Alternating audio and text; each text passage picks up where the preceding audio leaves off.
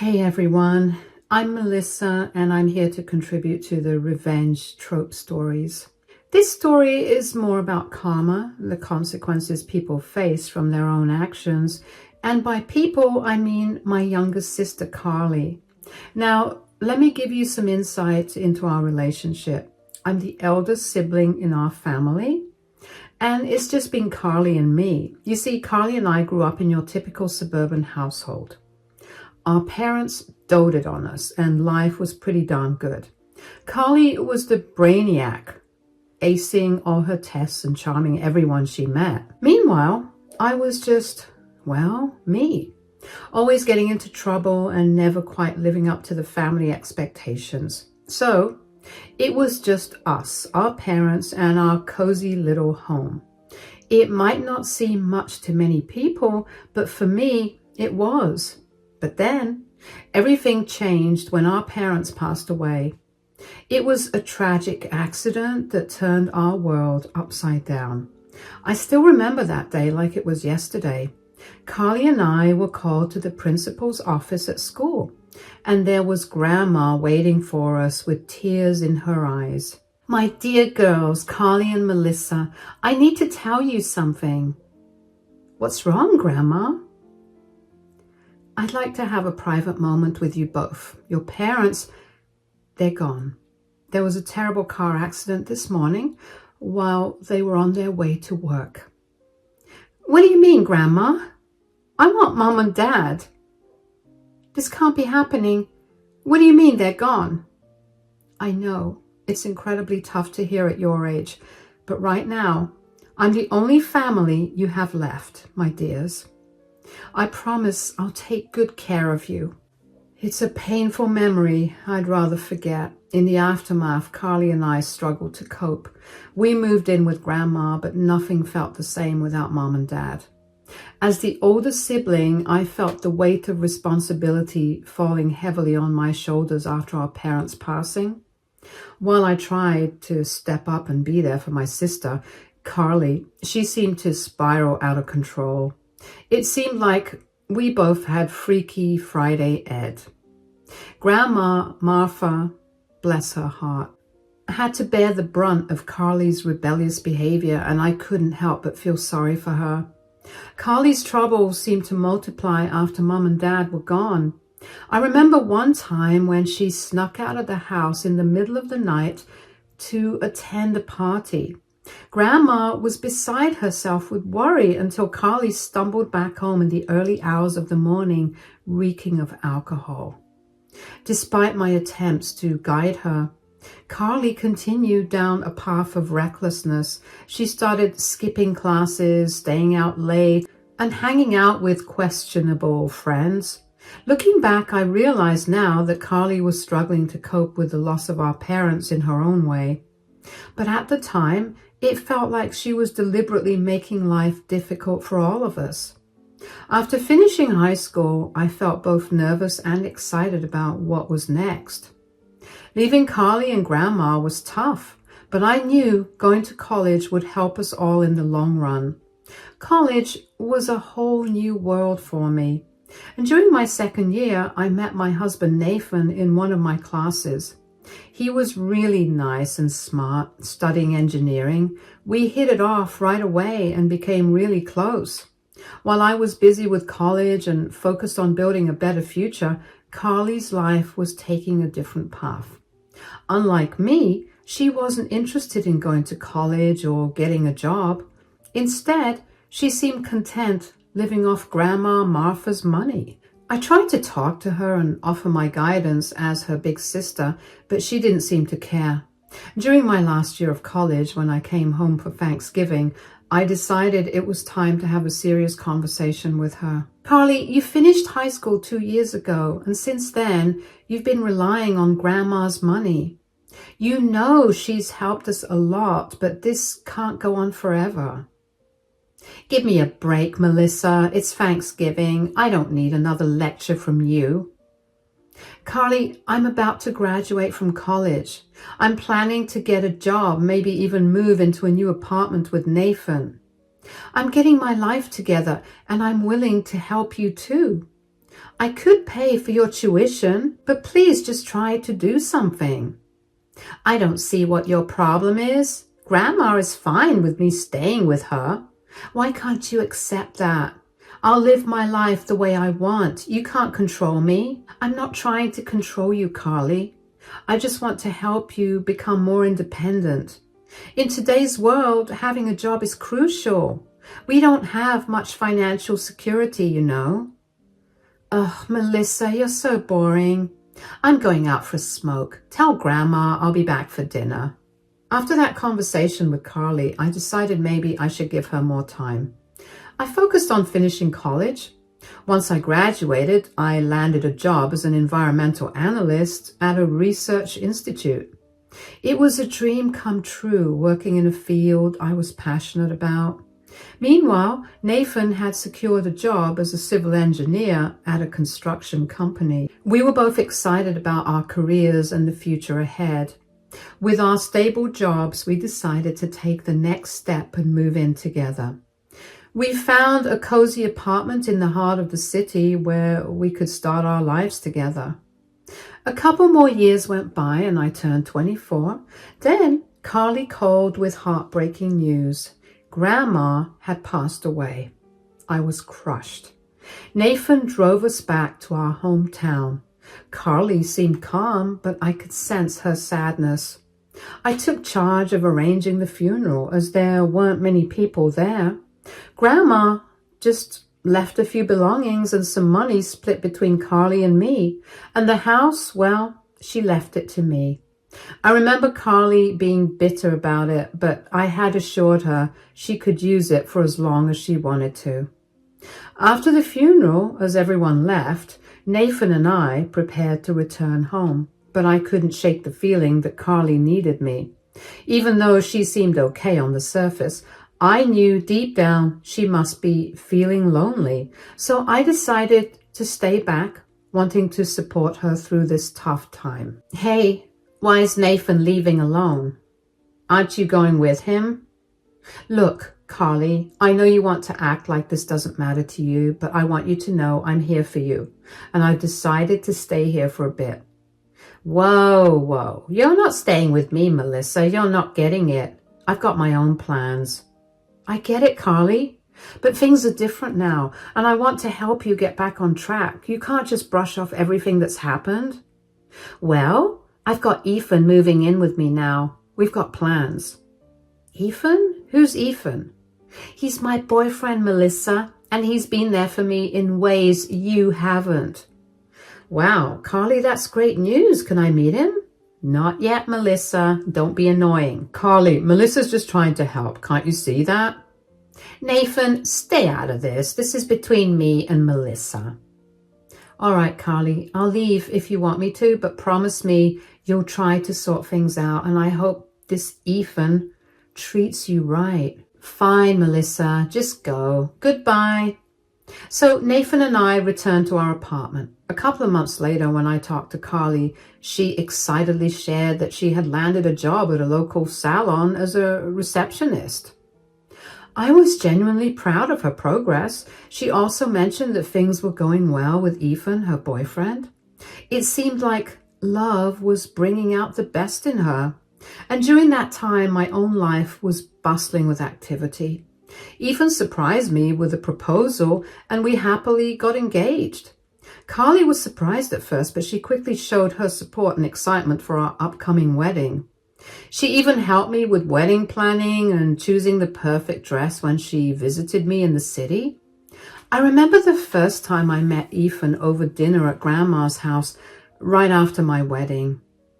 Oh my goodness, Ethan, I've been looking forward to meeting you. I was so bummed when Carly told me you cannot make it to the wedding. It has been over a year since Carly and you started dating, and I've been eager to meet the man who stole my sister's heart. Yeah, I've always mentioned to Carly about meeting you guys, but she never seems interested in inviting you over. Come on now, don't throw me under the bus like that. Congratulations to both of you, by the way. Thanks, mate. So, Carly, how's your job at the salon? How are things going there? Well, the salon, it's okay, I guess. Didn't you tell your sister? Tell me what? I decided to quit my job at the salon. It was kind of boring and it didn't pay me well. I've always told her that getting a college degree would open up better opportunities for her. She's a smart girl and she could have landed a better job. Well, it's never too late to pursue higher education, right? I've told you guys 1,000 times, I just don't want to go to college. I'm 23, I can make my own decisions. Anyway, Ethan seems to be doing well. He's taking care of your living expenses here, isn't he? Yeah, Ethan has a really good job and he's been helping out with everything. I really love Carly and I don't mind taking care of her. That's really nice of you. After our visit to Carly's place, where things seemed surprisingly okay, Nathan and I settled back into our city life. Our days were filled with nothing but love. Then, out of the blue, Carly called me one evening. Her voice was tense, and I could sense something was wrong. Hey, Mel, I need to talk to you. Hey, Carly, what's up? You sound really anxious. Is everything all right? Mel, I messed up. I messed up big time. What are you talking about, Carly? I'm pregnant. Oh, isn't that something you should be happy about? Did you not want a baby? I mean, I get it. You're pretty young, but Ethan loves you and, well, it isn't Ethan's baby. What? You must be kidding me. I wish I was, Mel. I'm really ashamed to admit this, but I had been cheating on Ethan. Why would you even do that, Carly? Ethan doesn't deserve this. Well, I've been seeing this guy. He had money and I thought it was better than being with Ethan. I didn't want a boring life. It's so complicated situation. What do you mean by a complicated situation? Ethan loves you and you chose money over him? I don't want to settle for a mediocre life. I thought me and that guy really had a thing going on there and he promised me that he would leave his wife, but turns out it was just a casual fling for him. When I told him that I was pregnant with his baby, he said he didn't want to be a part of the baby's life and didn't want to see my face ever again. Wow, Carly, you got involved with a married man? I know, it's a mess. I haven't told Ethan yet. I want to keep the baby though. I think it could bring some happiness into my life. Are you sure you're ready to be a mom? Of course I am. Do you think I should keep it a secret from Ethan? Carly, that's not fair to him. You need to tell Ethan and soon. If you don't, I will. Maybe this baby will change things for the better. You're my sister. I need your support, Mel. I've been reflecting a lot lately and I'm really regretful about how I've treated you and everyone else in my life. When our parents passed away, you were there for me, but I was not there for you. I want to change that. I've been a bad sister, but that's going to change now. I'm going to work on myself and be better. Okay, let us start by telling Ethan the truth. Then we'll figure out the rest together, I promise. So, after Carly told Ethan about the baby, things didn't go well. He got really angry and left her. I felt bad for Carly, even though it was her mistake. I didn't like seeing her hurt. She needed someone, and I didn't think Nathan would mind if I stayed with her for a while. Carly didn't have a job, and the money Grandma left her was running out, so I decided to take some time off work and stay with Carly. For the next 9 months, I was there for Carly during her pregnancy. I didn't want her to go through it alone. I visited her every month, staying with her for 1 or 2 weeks at a time. It was important to me to support her, even though she had made some mistakes. During those months, Carly and I grew closer.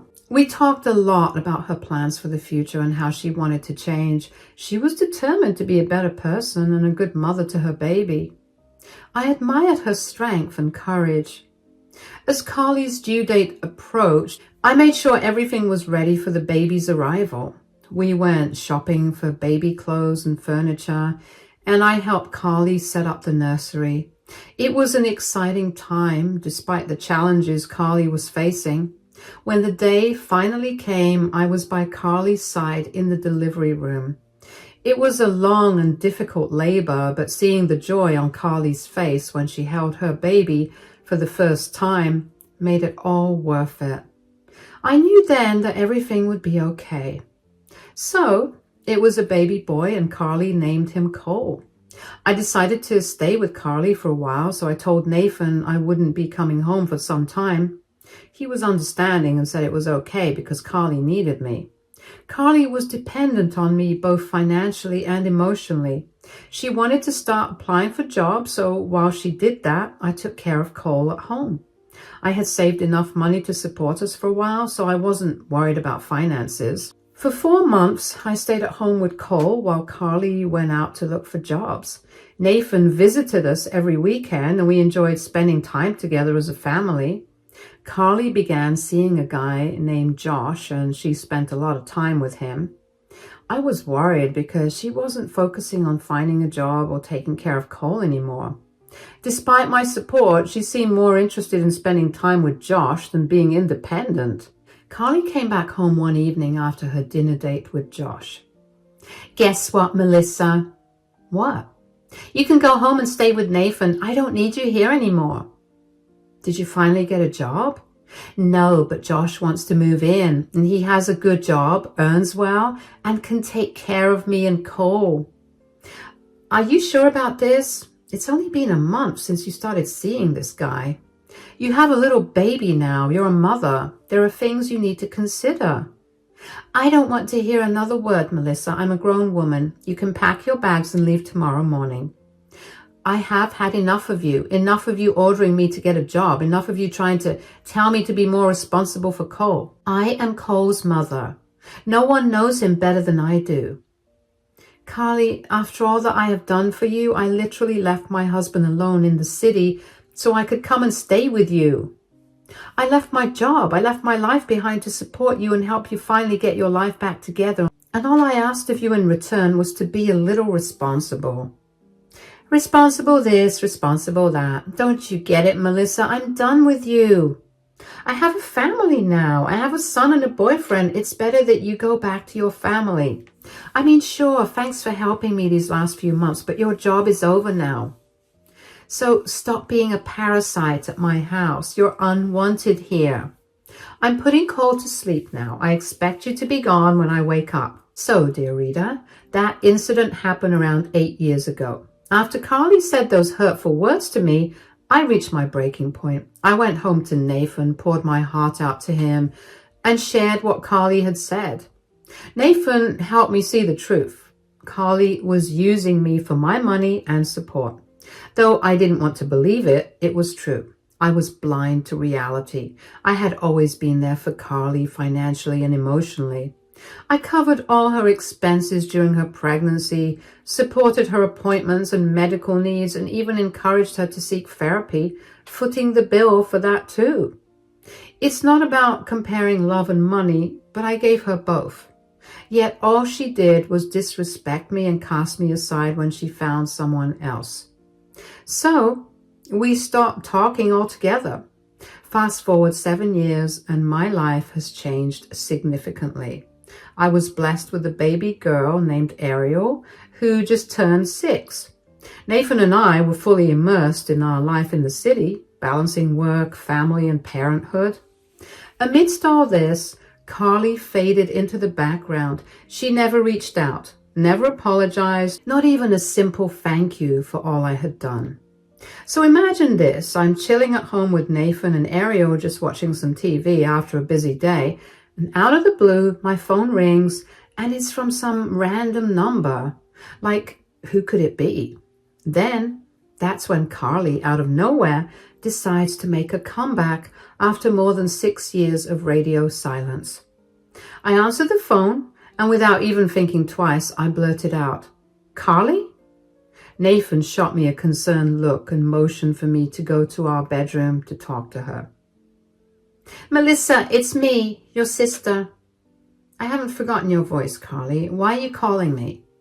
Melissa, I know my apology might not mean much at this point, but I'm really sorry for the way I spoke to you all those years ago.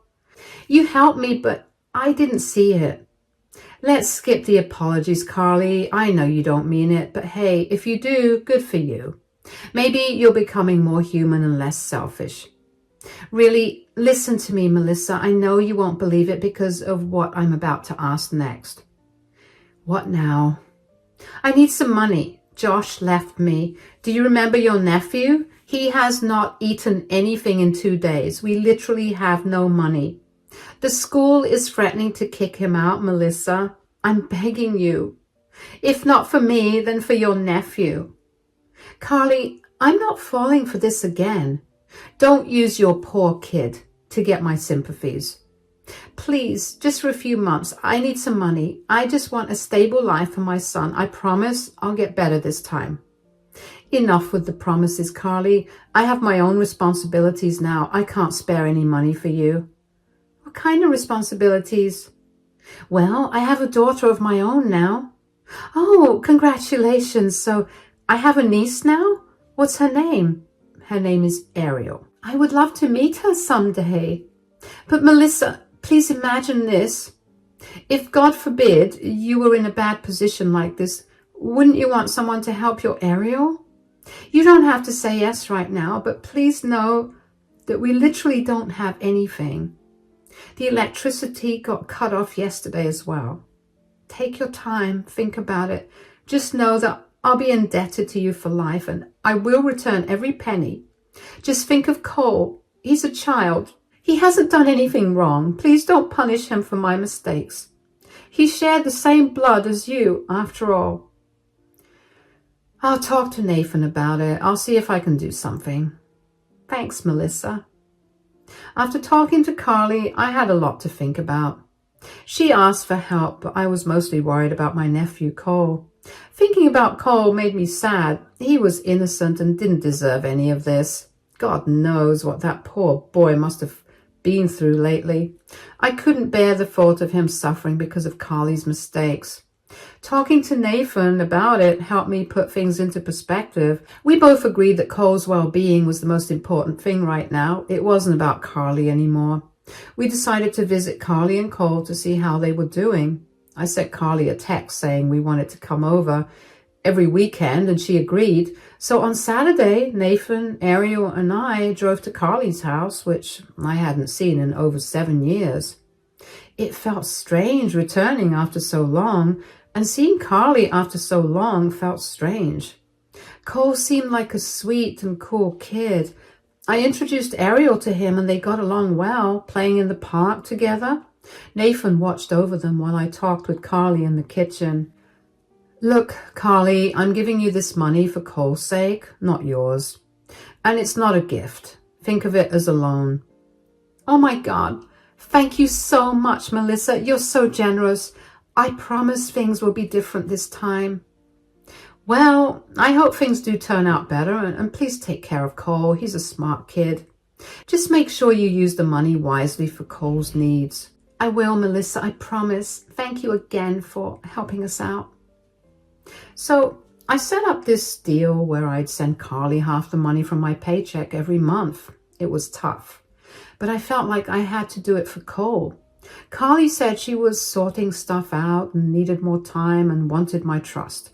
But I wasn't just giving her money for herself. It was for Cole. We'd visit every month and Ariel and Cole got along great. They were cousins after all. Carly seemed better, but I was wary. I had to use my head more than my heart this time. I decided if Carly didn't get her act together in a year, I'd stop the allowance with a prior heads up. For about 10 months, things seemed quiet, but then something unexpected happened. One day, I received a call from Carly's landline. When I picked up, I could hear Cole on the other end. Oh, hey there. Cole, how are you? Hi, Aunt Melissa. I need you. What do you mean you need me, Cole? Is everything okay? Are you safe? I'm really hungry. I haven't eaten anything, and Mom, she's gone forever. What do you mean she's gone forever? Where did she go? I don't know. There's this paper. She left a letter. It says, "Dear Melissa, I don't quite understand it, but maybe she left it for you. I don't think she's coming back." Oh, God, for how long have you been on your own? It has been 2 days. Oh, my God, do you have school today? Well, I haven't gone to school in a long time. Don't worry, kiddo. I'm coming over. When I heard Cole's voice, my motherly instincts kicked in. It was heart-wrenching to hear him, just a little boy, talking about his mom being gone forever. I was furious, mad at Carly for putting Cole through this. I couldn't understand how she could let things get this bad. I called Nathan and I told him what happened and asked him to stay with Ariel while I rushed to Carly's house. It was a long drive, about 5 hours, but I had to make sure Cole was okay. When I finally arrived, I hugged him tightly. I took Cole to the nearest diner and treated him to a nice meal. While he was eating, I carefully opened the letter that I had picked up from the house earlier and started reading it. Dear Melissa, I don't even know where to start. And once again, I've let you down and I'm not even sorry anymore. My life has been a mess and I needed that money. I'm sorry for deceiving you. I never sent Cole to school. I just didn't want him anymore. I collected all the cash you sent me and now I'm leaving. Cole is no longer my concern. I've realized I need a fresh start for myself. Do whatever you want with that loser. Foster care, orphanage, it's up to you. I just want a better life for myself. I'm done with pretending. I'm gone for good. You were foolish to trust me again, but you've always been a pawn in my game. You won't hear from me again. Goodbye. I couldn't believe what I had just read in Carly's letter. The way she had deceived me was infuriating, but this time I was determined to make things right. I told Cole to pack his things because he was coming home with me. We drove back to the city and arrived at my apartment. I prepared a nice hot shower for Cole, and then I sat down with Nathan and showed him the letter. Nathan agreed that we should contact the police and childcare services the next day. I didn't want to reveal everything to Cole just yet. He had already been through so much and I didn't want to overwhelm him. Besides, he wasn't alone. He had us, his family. I wanted to take care of Cole myself. After making that decision, I tried to get some rest for the night. But at midnight, there was a knock on our door. When I opened it, I was shocked to see Carly there. Carly, what on earth are you doing here? I'll have Nathan call the cops. What's going on? Oh, hush, Melissa. Where's Cole? I need to see him. He's inside sleeping, but I'm not letting you near him. Not after what you've done. Did you even realize he read that letter? You called him a loser and said you didn't want him anymore. My plan didn't work out. Just give me my son and I'll leave you alone. Your plan? What plan are you even talking about? Well, I got robbed. I was out traveling, trying to figure things out, you know. But then these guys jumped me, took my bag, which had all my cash, and left me with nothing. I had no choice but to come back. So you think it's that easy? You can just waltz back here and expect everything to be okay. I'm telling you, Melissa, give me my son and I'll leave. You won't ever have to see me again. If you need Cole, meet me at the police station tomorrow. We'll sort things out there. Don't drag the cops into this. After everything you've done, you think I won't involve them? You've been nothing but trouble since our parents died. Selfish to the core. Melissa, this is ridiculous. You're overreacting. Overreacting? You abandoned your own child. You're going to pay for this, Carly. I won't let you ruin Cole's life any further. You don't understand what I've been through. And what about what Cole's been through? He deserves better than you. I'm calling my lawyer tomorrow. We're taking custody of Cole. You can't do that. He's my son. Not anymore. You gave up that right when you left him alone. You're going to regret this, Carly. So here's how it all ended up. Cole is officially a part of our family now.